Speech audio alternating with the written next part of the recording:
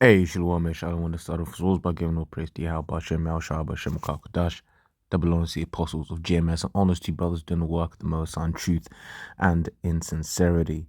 It's one I want to call it the rise of the machines. This is a quick one. You brothers can, watch this video. It's from Boston Dynamics. We just look up, "Do you love me?" Now, I don't know if these robots are programmed. I don't know if this is AI, but man, Esau has got some stuff.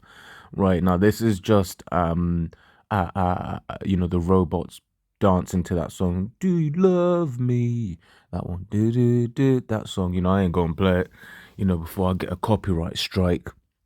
Right, but hey, look, man, if this is the commercial tech, one can only imagine. Like you can kind of see those videos there, these grabs there. So you got these three robots, all dancing in conjunction, one with the other. Right now, if they can make these robots to dance, what else can they make them do?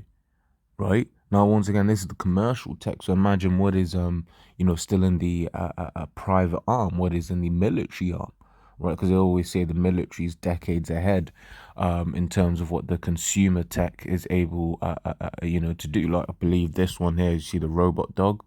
Well, I believe that's actually you can purchase that if I'm not mistaken. Like I said, I might be mistaken, but here you see that YouTuber MKBHD. He's having a play of that particular robot there, right? But we'll just grab a quick preset. It's Ezekiel 21:9. It's the Son of Man prophesy and say, "Thus saith Yahweh, say a sword is sharpened and also furbished," right? So I'm getting this one out because once again, this is the consumer side of it, right? Whereas we know this man Esau, he likes to work in darkness, right?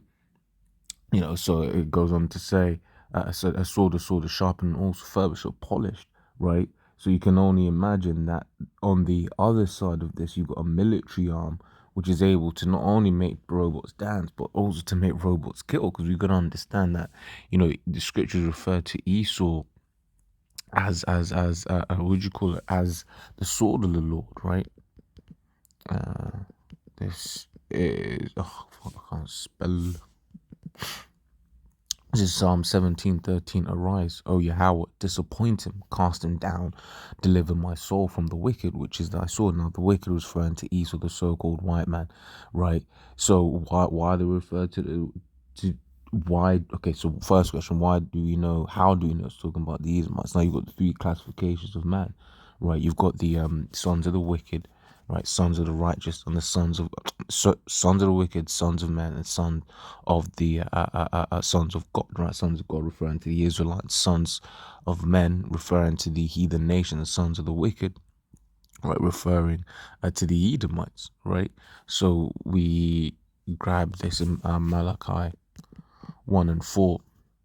This is whereas Edom saith, we are impoverished, but we will return and build the desolate places. Thus saith Yahweh of hosts, they shall build, but I will throw down, and they shall call them the border of wickedness, right? And the people against whom Yahweh hath indignation forever. So wherever these Edomites will be, wickedness is there, right? Yeah, you got the account in the first Maccabees, first chapter, referring to Alexander, right? And there's four generals, so that basically wickedness, evils were multiplied in the earth, right? When they were in power, why? Because that is the nature of the Edomites, okay? So that's how we know. So arise, O Yahweh, disappoint him, cast him down, deliver my soul from the wicked, right? Which is a sort. And then the second question is, why are they the wicked? Why are they, what have they done to deserve that title of the wicked? And the answer there is just look. We'll look through history, right? Look at the hatred that they've had for their own brother, right? Jacob, right? Which we're the Israelites. Jacob, being the original name of our forefather before his name was changed to Israel. Okay, look at all of the wickedness he's done to Israel. And then after that, look at the wickedness he's done to the to the earth, right? To the heathens, right? So that is why he's referred to as the wicked. Okay. So we carry on. It says, Son of Man, Ezekiel 21:9, Son of Man, prophesy and say, Thus saith Yahweh, a sword is sharpened and also furbished. It is sharpened to make a sore slaughter, right? Why? Because the Lord has basically planned it so that a lot of people are gonna die, right? In these times to come, right? Second Ezra 16, that dead body shall be cast out as dung. Now, Esau's been able to make a whole load of moves with this whole, crown royale. But we know, according to the scriptures, that this is only the beginning. It says in Matthew 24th chapter, right? You shall hear of rumors of wars, and nation shall rise against nation. There shall be pestilences, and it goes on to say, all these are the beginning of sorrows, right? We know these are the beginning of sorrows because really not a lot of people have dropped dead yet, and we know that we are in the time, of great death, right? Um, it says, so it says, it is sharpened to make a sore slaughter, it is furbished that it may glitter. Should we then make mirth? It contemneth the rod of my son as every tree. It basically should be in a position of mirth, and that's what people are lusting for the mirth to come back, right? And that's exactly where Esau wants them, right? He wants them begging, right? Which is why he's been, here in England, he's been breaking people down, and it's beautiful, right? Because the way Esau's been doing it, he shut it down, then he reopened, then he shut it down, then he reopened, then he shut it down, then he reopened, right? And what's that doing? That's just breaking people down.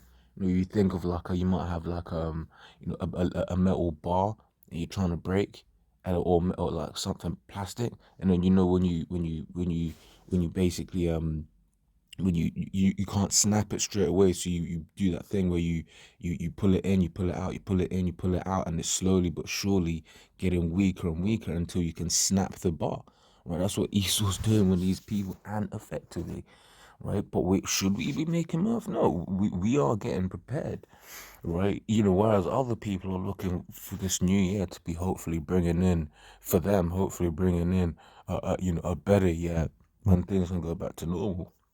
We're looking at this new year as, look, this might be the year that our Lord comes back.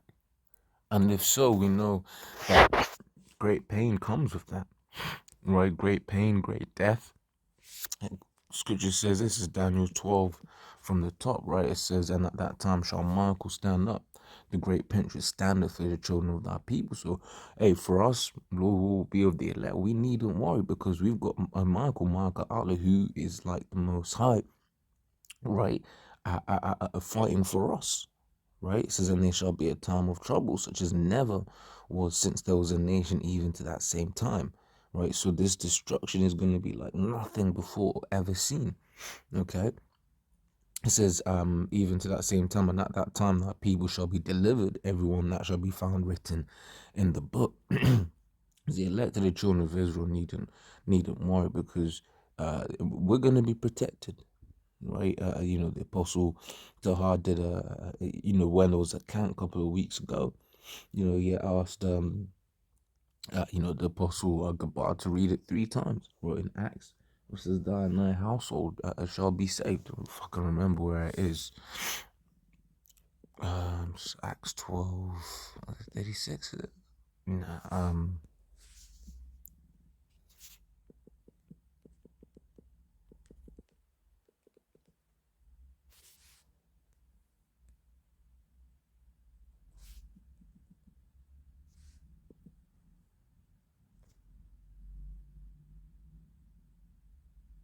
16:31 slap. Says Acts 16:30, right? It says, and I brought them out and said, Sirs, what must I do to be saved? And they said, believe on the Lord Yahweh Shai Mashiach, right? And thou shalt be saved, and thy house, okay? And that's what we believe, right? So, hey, if we be of the elect, we needn't worry of these times to come. We needn't worry of these mega robots. Once again, this is just consumer side. This is commercial, right? Making them damn people. Oh my god, that's so awesome, right? It says CGI can't ever beat the real thing. You guys are amazing, right? This is creepy as shit. Not sure if I should like or dislike, right? This is what robots do in their spare time. Right, it says now I'm really scared and amazed at the same time. Yeah, because and this is what the scriptures say this about Esau, because you know what? To be able to make a machine do that which they did. This is Ezekiel 28:3. Right, it says, behold, thou art wiser than Daniel. There is no secret that they can hide from thee. Right, once again referring to Esau, right? Here they've referred to Esau. Scripture refers to Esau, Prince Tyrus, but we know it's referring to Esau, right? There is no that is a great level of wisdom to be able to make a robot do all of this sort of stuff, right? A mechanical being, right?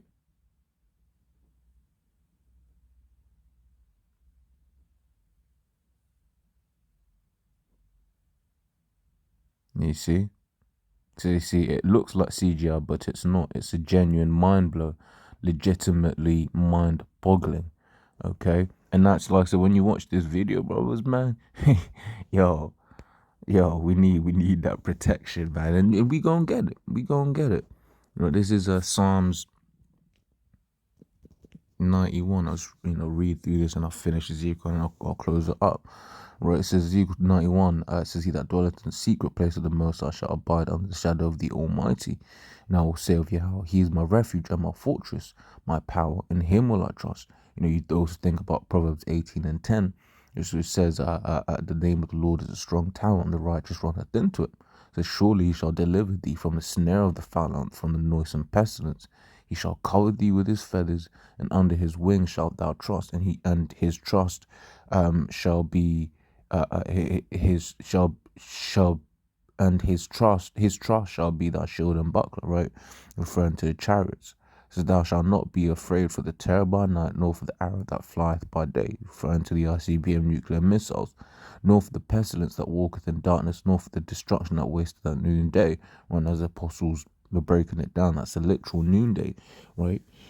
It's going to be a noon, basically during the day, right, when this destruction happens, right? It says, and at that, and 1,000 shall fall at thy side, and 10,000 at thy right hand, but it shall not come nigh thee. So a lot of people gonna be dying, right? But hey, if we be of the elect, we gonna be protected. Okay, it says, only with thine eyes shalt thou behold and see the reward of the wicked, because thou hast made Yahweh, which is my refuge, even the Most High, the habitation.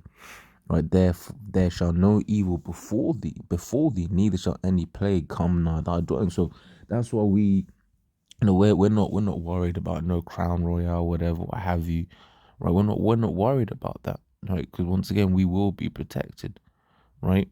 It says, for he shall give his angels charge over thee to keep thee in all thy ways, right? Then they shall bear thee up in their hands, lest thou dash thy foot against a stone.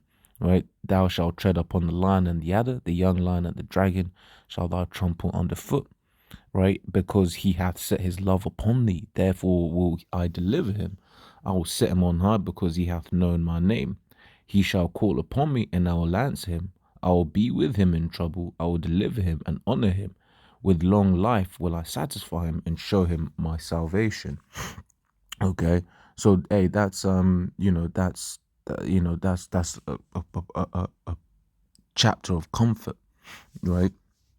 So back in Ezekiel 21:10, this is it is sharpened to make a source, Lord. It is furbished that it may glitter. Should we then make mirth? It contemneth the rod of my son as every tree, and he hath given it to be furbished that it may be handled.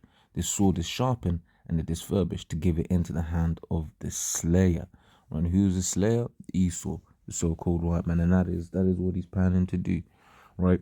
So as always, Lord's what I was edifying. Till next time we say shalom.